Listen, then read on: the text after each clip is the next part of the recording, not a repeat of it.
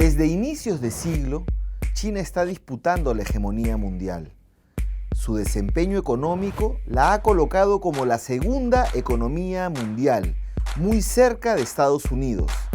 De hecho, China se está convirtiendo en una especie de nuevo poder imperial, pero a diferencia de los norteamericanos, su repunte no está basado en lo militar, sino principalmente en lo comercial. Por eso, hace algunos años ha emprendido un proyecto global sin parangón en la historia. Tomando el nombre de la antigua Ruta de la Seda, está creando un trayecto comercial, ferroviario y marítimo que pasa por Rusia, Medio Oriente, llega a Europa y regresa por África, y por el otro extremo, tocando Oceanía, atraviesa el Pacífico y llega a América pasando por el Canal de Panamá. Y no solo se trata de un reordenamiento de los canales comerciales, sino de la irrupción de nuevos sistemas financieros y tecnológicos. En buena cuenta, esta Ruta de la Seda está cambiando la lógica centro-periferia que conocemos, donde China se presenta como un nuevo centro de poder económico y político. Para conocer algunos detalles de este megaproyecto global de transportes y sus implicancias en la geopolítica actual, vamos a conversar con Jorge Coronado, quien afirma que la apuesta china por la tecnología 5G, conocida como el Internet de las Cosas, le daría el control global de la tecnología, robótica y demás disciplinas electrónicas. Jorge es un sociólogo costarricense que integra diversas articulaciones sociales y políticas en América Latina. Desde hace décadas analiza e interpreta el devenir de la política internacional. Bienvenido, Jorge, a Disidentes. Un placer enorme estar contigo aquí. Un placer para mí, Carlos. Y para conversar de un tema, además, que es central en este ajedrez político que ha comenzado este año con esta noticia pues, del asesinato del general iraní por parte de Trump, que ha puesto en alerta a todo el mundo con la posibilidad de un conflicto de gran escala, ¿no? Un conflicto bélico. Y sí, pues porque estábamos conversando con Beto Arancén y decían que lo que pasa es que Estados Unidos está perdiendo hegemonía. Y hemos querido profundizar el tema de la hegemonía, y cuando hablamos de hegemonía y de disputa hegemónica, pues tenemos que mirar al dragón asiático, claro, a China, y esta iniciativa de la Ruta de la Seda. Entonces, yo sé que tú tienes una reflexión que has estado desarrollando sobre esta disputa hegemónica en el mundo. Entonces, quiero comenzar preguntando algo sencillo, ¿no? Para no entrar de frente a todo el marco, sino ¿qué es la Ruta de la Seda y cómo la Ruta de la Seda se muestra en este escenario de disputa hegemónica? ¿Qué implica esta ruta en todo caso? Bueno, lo primero que habría que decir, Carlos, es que se está resquebrajando el mundo unipolar después de la caída del muro de Berlín a finales de la década del 80 en el siglo XX. Eso se empieza a reconfigurar con la irrupción del papel de China en la economía en primer orden y después a nivel de las relaciones internacionales, del sector financiero, lo mismo con Rusia, con la India, empiezan a surgir, y ese poder omnipotente estadounidense que tenemos a final del siglo XX, en el siglo XXI ya no es tan omnipotente. No, además China comienza a invertir en todo el mundo en el siglo XXI. Y además, hoy el primer dato es que el principal tenedor de deuda estadounidense es China. Ya eso marca un punto de control y de recomposición de la economía.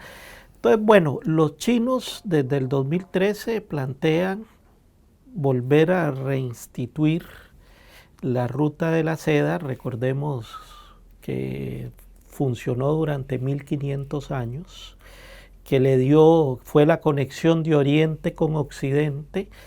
Y una ruta de camellos, ¿no? Que pasaba... De camellos, pero también de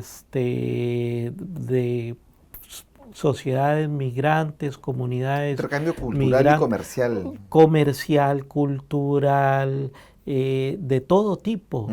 Incluso, bueno, el gran aporte que provoca la Ruta de la Seda en ese periodo durante esos 1500 años es que Occidente conoce el papel La pólvora, y la pólvora. La pólvora también. ¿Verdad? Y China se nutre de un montón de cosas. Muy interesante porque la seda no era el principal producto de lo que se comercializaba y de lo que se intercambiaba. Pero no era conocida como ruta de la seda. La ruta de la seda la bautizan en el siglo XIX. La bautizan y los europeos cuando la estudian, la ¿no? estudian en todas las relaciones comerciales de Oriente.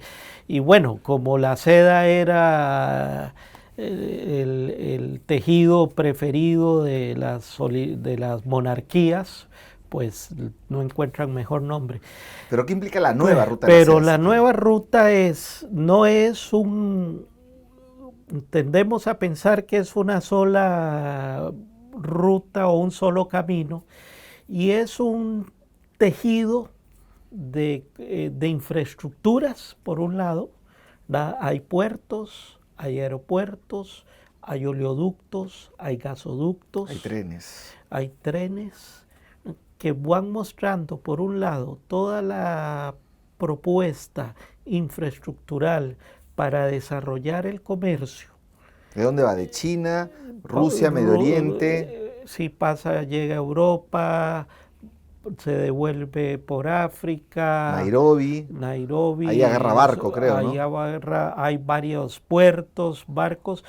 Todo en la parte del sudeste asiático. Pasa por Medio Oriente. Pasa por Medio Oriente. Es una zona candela. Especialmente en todo lo que es a nivel de gasoductos y de oleoductos, porque tiene que ver, es una economía que se expande, es la única economía mundial que ha tenido durante estas 2 primeras décadas del siglo XXI crecimientos del 6 y el 7%.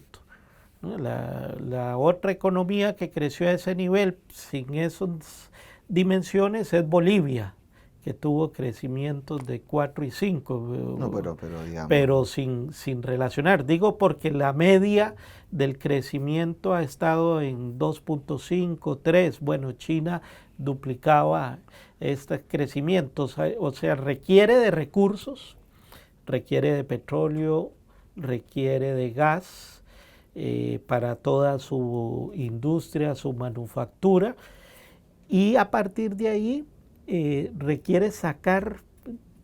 China fue conocida desde finales del siglo XX como la gran maquila mundial. Ya no es maquila. Ya no es. Ya no es maquila. Como los chinos nosotros hablamos de largo plazo, 10 años. Los chinos tienen una cultura milenaria y el largo plazo son 100, 200 años de planeamiento. Ahora, esta ruta ya no es como la antigua ruta de la seda, toma el nombre, sino que ahora llega también a América Latina. Llega a América Latina. ¿Cómo es esa parte? En 2 direcciones. Ya. Llega a América Latina vendiendo toda esa producción china, ¿verdad? Que es la que compramos nosotros. Hoy la manufactura global está en manos de China. Ya no es ni Estados Unidos, ya no es ni Japón, que lo fue, por ejemplo, en todo lo que es la producción de tecnología, son los chinos hoy. Y América Latina, lamentablemente, nos quedamos en seguir siendo proveedores de materias primas. Despensa. Bueno, pero eso es hasta antes de la ruta de la seda, digamos. La ruta de la seda ahora, ¿qué implica para América infraestructuralmente, digamos, ¿no? La llegada de China, ¿por dónde llega? Ahora van a poder estar por el canal de Panamá. Por el canal de Panamá, los chinos fueron un actor fundamental en la ampliación del canal de Panamá, que finalizó hace 2, 3 años. Para barcos de gran calado. Para barcos gigantescos. ¿Qué son los barcos chinos? Pues? Que son los barcos chinos, efectivamente.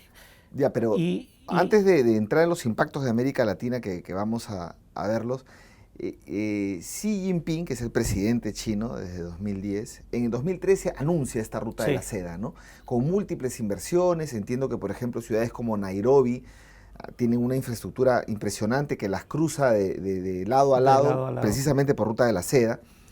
En el 2010 él entra al poder, en el 2013 anuncia este mega proyecto de transportes, ¿no? Esta obra colosal. que como tú dices implica infraestructura, también vamos a ver en un rato, implica tecnología, vamos a hablar de eso. ¿Cuál es el grado de avance desde 2013 hasta ahora? ¿Cuánto es la inversión? ¿Cuánto ha depositado China ya en esto? ¿Cuánto ha invertido? ¿Y de dónde saca la plata? Bueno, está poniendo todos sus excedentes, ¿verdad? Porque es una economía que genera una gran cantidad de excedentes. Eso es lo que le ha permitido comprar la deuda, una buena parte de la deuda estadounidense, pero ahora está reinvirtiendo y podemos ver la ruta de la China en dos De la direcciones. seda. Digo, de la seda, perdón. En dos direcciones. Una dirección es que le está permitiendo al interior de China elevar aquellas regiones más rezagadas en el desarrollo económico, en la lógica del desarrollo económico que viene teniendo China desde la década del 90 Las del regiones siglo anterior, más al oeste, ¿no? más Más, al más pegadas a oeste, India, por ahí. más cercanas a todo ese sudeste asiático. Entonces hay cerca de 150.000 millones de dólares colocados en toda esta parte del sudeste asiático y de estas regiones chinas. Y digamos, los últimos estudios están diciendo que es dispar, ¿verdad? Hay unos países donde efectivamente inversiones, por ejemplo, en Tailandia o en Mongolia, de 25.000, 40.000 millones de dólares han funcionado, pero en otras partes se ha quedado en proyectos que no avanzan, por ejemplo, Filipinas. Filipinas es una región donde tenían como 7 gigantescos proyectos portuarios, ferroviarios, y que al final no se han logrado concretar, porque es de unas dimensiones demasiado amplias. Con todo esto, uno podría sacar un cálculo de más de 200.000 millones de dólares en toda su nivel de inversiones con los turcos. ¿De cuánto me dices? 200.000 millones en perspectiva, ¿verdad? Han puesto por ahora la mitad. Mucho. ¿Ah? No parece mucho 200.000 millones de dólares para esta cosa tan... Bueno, ve que en infraestructura lo que se está presupuestado son 4 billones de dólares más o menos, es lo que tienen anunciado solo en infraestructura. Con los turcos y con los rusos vienen desarrollando toda la propuesta de gasoductos y de oleoductos. Ahora implicará endeudamiento también de estos países, ¿no? No, por eso, la crítica que le hacen desde Europa y obviamente desde Estados Unidos es que es un nuevo ciclo de endeudamiento para África y para Asia principalmente. Que ese nuevo ciclo de endeudamiento con economías muy vulnerables va a permitirle a China tener una mayor injerencia en la dirección de esos países. Precisamente en la introducción de este programa estamos diciendo que esto está generando un nuevo centro-periferia, ¿no? Sí. El centro-periferia que conocemos es los países centrales, que se conocen como Estados Unidos y Europa, y el resto, y sus aliados, y el resto, ¿no? Es el centro-periferia. Pero ahora hay otro centro-periferia, donde China ya no es para nada la periferia, y quiere convertirse en un nuevo centro. Un indicador de eso es que ha habido desde el 2013 hay foros, los foros de la nueva ruta de la seda, y en el 2019 hubo más de 150 países en la conferencia. En la conferencia, 37 presidentes. Sí, ¿no? O sea, estamos hablando realmente de una iniciativa que está puesta en marcha y que, como tú señalabas, de este largo plazo de los chinos ha comenzado. Yo te decía más o menos cómo es el avance, si estamos de un 100% de lo que sería la ruta, ¿por dónde andamos? Es que, digamos, no se puede genéricamente plantear porque, por ejemplo, en las cercanías a China, toda la que es la parte asiática, ahí hay un gran desarrollo. Claro. Pero si te vas en África hay una gran inversión con poco avance en algunos países, a excepción de ciudades como Nairobi, Kenia, ¿verdad? Donde hay algunas dimensiones importantes, más en la industria, en el sector petrolero, pero no se podría decir vamos a la mitad, porque este es un proyecto a no menos de 60, 70 años. Claro, porque tú pones en este documento que has elaborado, ahora último que estás trabajando, este documento de los apuntes de la coyuntura política al iniciar la segunda década del siglo XX, colocas en la parte de la ruta de la seda que el total de solamente en infraestructura de inversión en todos estos años que va a ser la ruta de la seda se calcula en 3.67 billones de dólares. O sea, 1.000 millones, 100.000 millones, 200.000, 300.000, 1 billón de dólares. Y este es 3.67, una cantidad de plata pues que supera los PBI de América Latina lejísimos de los últimos años. Y que este es un trayecto comercial que incluye trenes, que incluye barcos, puertos, o sea, es una cosa enorme, un nuevo centro periferia, ¿no? Eso cambiaría la lógica y China se convierte o se consolidaría como como el nuevo poder imperial. El nuevo poder imperial, ¿no? Eso es. Pero tú también señalabas en la conversación previa que este poder imperial pues no tiene base exclusivamente militar, claro, sino más comercial tecnológica. Digamos, a diferencia de los viejos poderes imperiales, y bueno, China lo tuvo, hablamos hace 1000 y resto de años. También fue un poder imperial y militar. Así es. Pero digamos ahora, esta expansión no la está haciendo literalmente basado en su poderío militar, aunque no deja de tener, ¿verdad? En el sudeste asiático viene creando nuevas bases militares, algo que China, desde la irrupción de Mao en el poder, China nunca había tenido niveles de expansión más allá de su zona más cercana de influencia y más como un área de protección. Ahora empieza a plantear la necesidad por los intereses económicos. ¿Sabes que en una conferencia que hubo en la Universidad Nacional Autónoma de México el año pasado, con CEPLA y otras organizaciones, se presentaron una serie de investigadores y recuerdo que hubo una investigadora brasileña, no recuerdo el nombre ahora, que muy rigurosamente hizo un análisis ya del poder bélico que tiene China y Rusia, ¿no? Sí. Y ella estableció una fórmula, ¿no? China y Rusia, China más Rusia, mayor que Estados Unidos ya. Y eso rompe pues la fórmula de la seguridad nacional de Estados Unidos. La fórmula de Estados Unidos es Estados Unidos mayor que todo el mundo. Todo el mundo. O sea, Estados Unidos y sus aliados mayor que todo el mundo. Sí. Eso ya ya no es así, se ha roto y se vienen rompiendo esos equilibrios y entonces, ¿cómo pinta esta? Decía Beto Adriansen, lo del general Soleimani es respuesta a cosas como la ruta de la seda. ¿Tú qué piensas de eso? Sí, yo pienso que la guerra es continuidad de la política, ¿verdad? Es continuidad y del conflicto político llevado a otro nivel.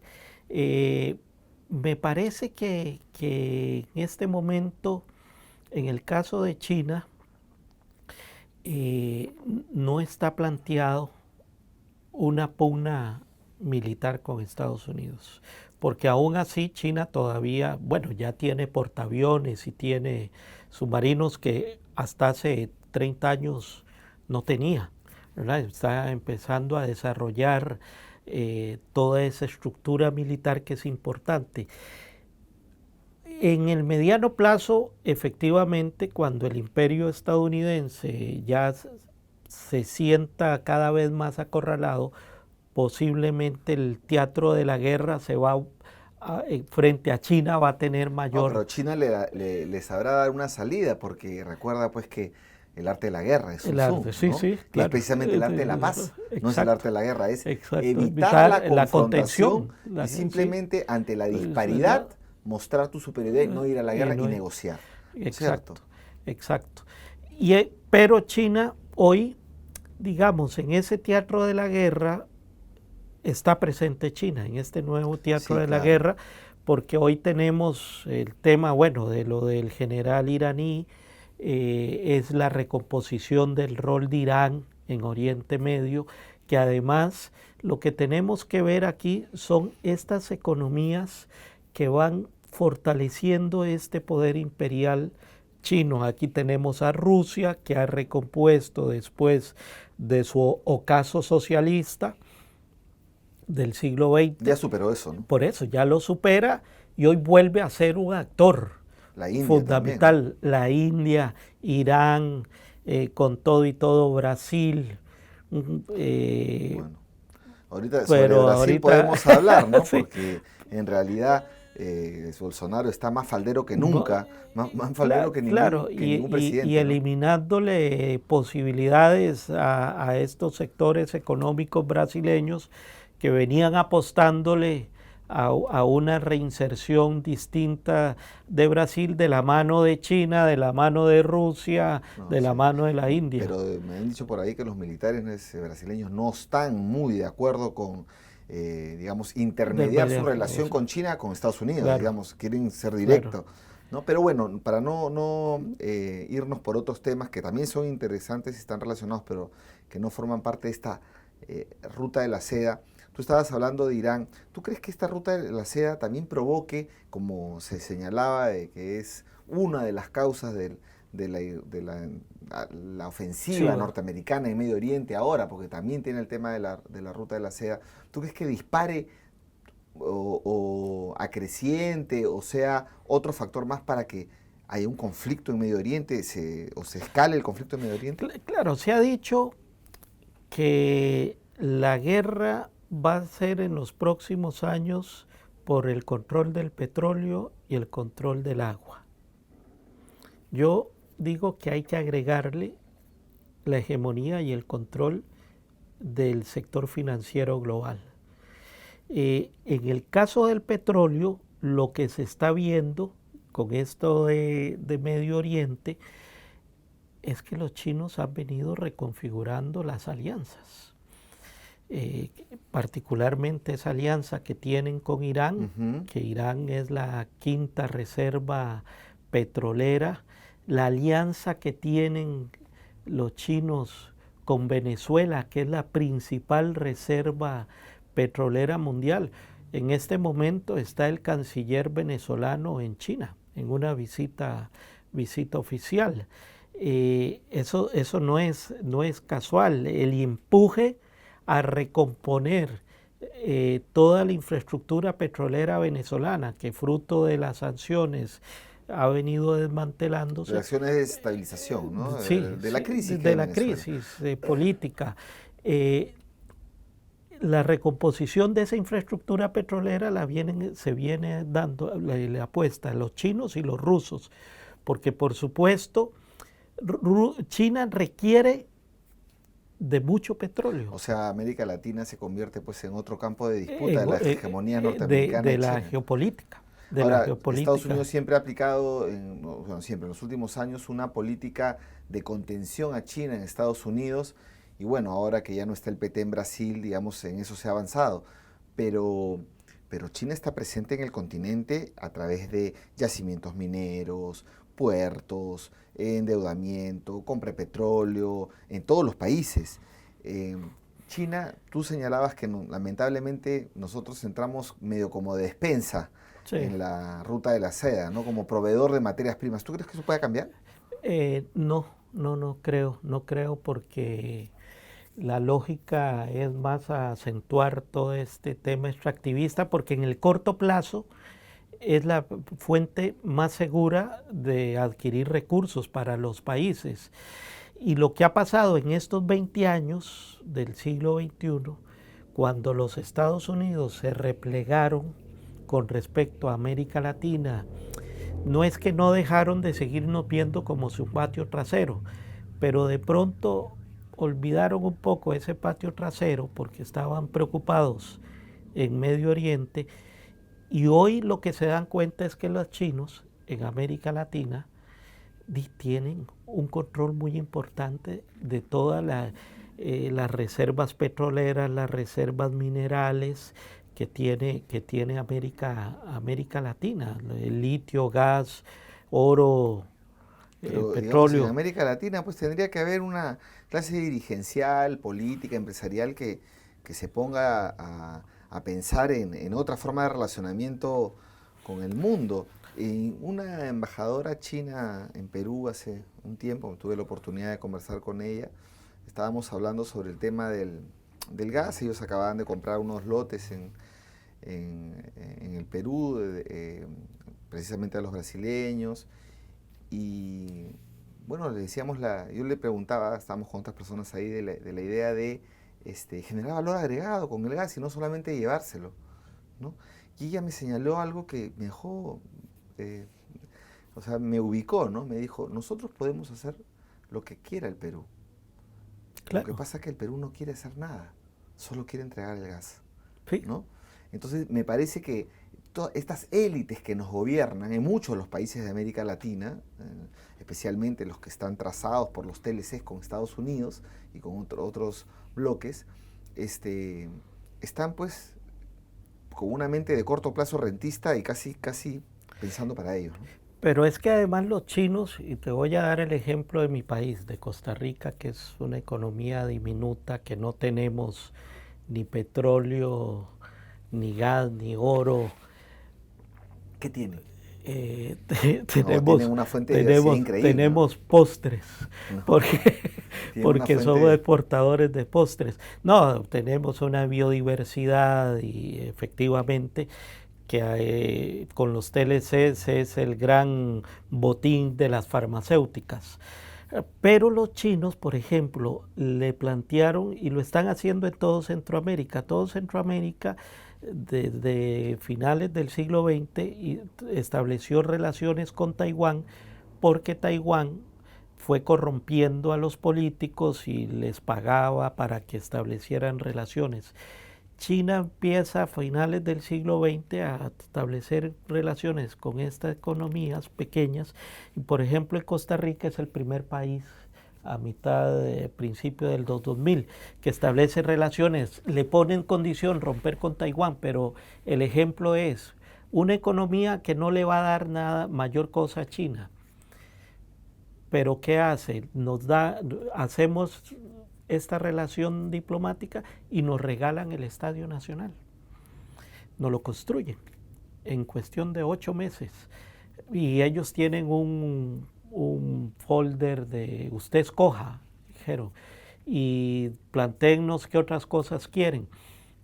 Porque es una lógica desde el Oriente distinta de relacionamiento y de inserción. No estoy diciendo ni que sea mejor ni que sea peor, Y es creo que se distinta. adaptan con quién negocian, ¿no? Porque al Perú, pues, neoliberal le ofrecen TLCs. No, a la Costa A- Rica a- neoliberal fue así. así es. En cambio, digamos, al Ecuador correísta en su momento, o a la Venezuela chavista, les ofrecen, no sé, contratos de compra de petróleo por futuro, o sea, Claro, otra forma. Van a Cuba, se ponen guayabera, vienen al Perú y se sí, sí, ponen en la sí. corbata. Cosas de ese tipo, ¿no? Bueno, a Cuba le construyen la principal puerto y zona franca que tiene Cuba hoy. Eh, Ahora, entonces, redondeando para terminar en la parte de los impactos en América Latina, que los estamos dibujando muy a grandes rasgos, bueno, está todo el tema de que se acrecienta la tendencia de exportación de materias primas de América Latina hacia China. También la compra, la compra bueno, de sus productos claro, manufacturados, que pero también hay una relación la geopolítica, geopolítica, esa parte. porque Cuba, Venezuela, ya no podemos decir Bolivia, pero Cuba y Venezuela centralmente, ese eje que ha estado un poco disminuido, que ahora se ve de alguna manera fortalecido con la presencia de Fernández y López Obrador en México, tienen un apoyo en China, o digamos una base en China, como para disputar también hegemonía, no hegemonía, pero hacer un contrapeso en la región. Claro, China es el soporte económico frente al bloqueo que le hacen los Estados Unidos por asuntos políticos. Frente a ese bloqueo, China llega a ser el salvataje de economías como la venezolana o como la cubana, porque están en el tablero de la geopolítica y es la principal expresión donde de la teoría china que te dice la economía es la mejor arma para la guerra. Bueno, Para la guerra. es que bien, te le sumas. Le acaban de ganar la guerra comercial a Estados Unidos. En esta guerra de aranceles. De Bueno, me pones aranceles, yo también te pongo y al final Estados Unidos repliega. Claro, también. Le gana la guerra tecnológica. Tiene la tecnología 5G, de la que vamos a hablar en un ratito. Pero al mismo tiempo impide que bloquean a Huawei los celulares, los quitan. Le quitan a Google de que no puede usar le meten sanciones el software. a Huawei. Las sanciones no resisten ni un mes. Ni un mes, ¿no? Sale como el ave fénix normalmente, ¿no? Digamos China. Viene siendo un dolor de cabeza en América Latina para Estados Unidos. El PBI de China es de 14.000 millones de dólares y subiendo. El de Estados Unidos es 20.000. El de Japón, que es el tercero, 5.000. O sea, muy en la punta están disputando eso, sí. Ya el crecimiento económico, ¿no? ¿Quién es la potencia económica? Si es que medimos por el PBI. Hay algunos que dicen que estamos y algunas, en un empate hegemónico entre China y Estados Unidos. Pero yo creo que ese empate se puede romper. ¿Tú cómo ves la respuesta de Estados Unidos ante todo esto? Yo creo que responde a la misma torpeza histórica de que todo se resuelve con la fuerza y con la fuerza militar, porque más que un empate, yo pienso que estamos en plena disputa de la hegemonía imperial. Y el viejo imperio europeo quedó ya rezagado. El viejo imperio japonés en materia económica, que a lo largo del siglo XX fue fundamental en alianza con los Estados Unidos, hoy queda totalmente disminuido, y ese poder hoy imperial es bipolar, ¿verdad? Y de las dos economías fundamentales, que nos empieza a mostrar atisbos de un nuevo multilateralismo, ¿verdad? Con unos nuevos pesos, donde está China, donde está Rusia, donde está la India, donde entra a jugar ahora Irán, y es algo que hay que ponerle atención. Irán es la quinta reserva petrolera y tiene casi el 20% de las reservas mundiales de gas, el 18%. Eso es de un peso fundamental. Por algo está jugando y recomponiendo en Medio Oriente, donde están todas las reservas petroleras de gas, de gas y de otros minerales, ¿verdad? Pero de gas principalmente. Así que lo que vemos es los chinos con una gran capacidad de ganar y de tener influencia por la vía comercial, financiera, estimulando endeudamientos que hacen que vos tengas también mayor control político. Porque en un futuro los bloqueos que tanto le encantan, los bloqueos financieros económicos de Estados Unidos y las sanciones económicas van a poder disminuirse si es que China tiene una gran red financiera que ya la tiene, ¿no? Ya la viene construyendo, ya la viene haciendo, poniendo en práctica para todo su mercado petrolero, y en alianza con Rusia, con Irán, con la India y con Venezuela, que va a entrar. Si eso se consolida, del comercio petrolero, en 5 años la OPEP deja de tener relevancia, que ha sido el instrumento de los Estados Unidos para el control del petróleo a nivel global, del control del petróleo, que está vinculado a la ruta de la seda, claro, ¿verdad? Y justamente ahí, ya para ir cerrando la entrevista, tú comenzaste hablando de la ruptura de este mundo unipolar, y estás hablando de la disputa. ¿Qué otros elementos de la disputa China-Estados Unidos, qué otros elementos, además de la ruta de la seda, ves en esta ruptura del orden unipolar? Yo le pongo a esto de la ruta de la seda 3 factores más. El mercado petrolero El que estabas hablando ahorita. Fuera, así que hablábamos, fuera del dólar. El sistema financiero internacional o global, con la ruptura del código SWIFT, ¿verdad? El código SWIFT, que es el que obliga que todas las transacciones pasen por el control. Las transacciones internacionales, cuando te van a mandar plata afuera, te dicen, dame tu código SWIFT. Y que está controlado por los Estados Unidos. Claro. Eso le permite a los Estados Unidos sancionar financieramente a cualquiera, de cualquier tamaño, porque nada te podés salir. Qué interesante esto último, deberíamos tener un programa del código SWIFT. Del código SWIFT, que es un avance interesantísimo, y los mismos 5 países, ahí China, Rusia, Irán, India, son los que vienen planteando el código SWIFT, porque si se liberan de la dictadura del código SWIFT, ya vos podés hacer comercio con tus propias monedas y no teniendo el patrón dólar. Y el dólar deja de ser el gran factor de la economía global que mueve a la economía global. No, y ya se dificultan eso que te bloqueo todas las cuentas y cosas, y ya opera por otra vía. Y un tercer elemento de esto tiene que ver con te hablaba del petróleo, del código SWIFT y de la nueva recomposición militar, ¿verdad? De las alianzas. Veamos la crisis hoy de la OTAN. Pero ahí juega el tema precisamente tecnológico, ¿no?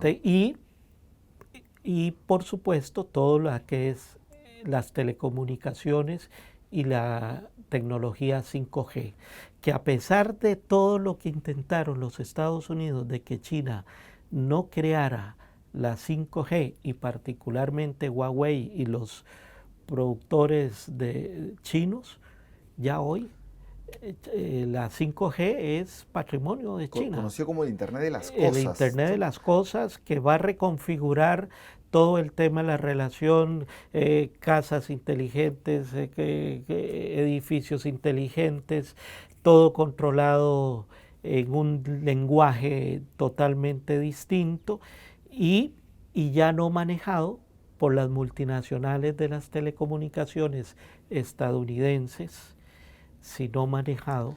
Mira, no tenemos tiempo para digamos, extendernos sobre el tema del 5G, sobre eso habría que tener solamente un programa aparte, pero bueno, nos está quedando claro que China pues apunta a ser el nuevo poder imperial y la ruta de la seda es clave en su camino.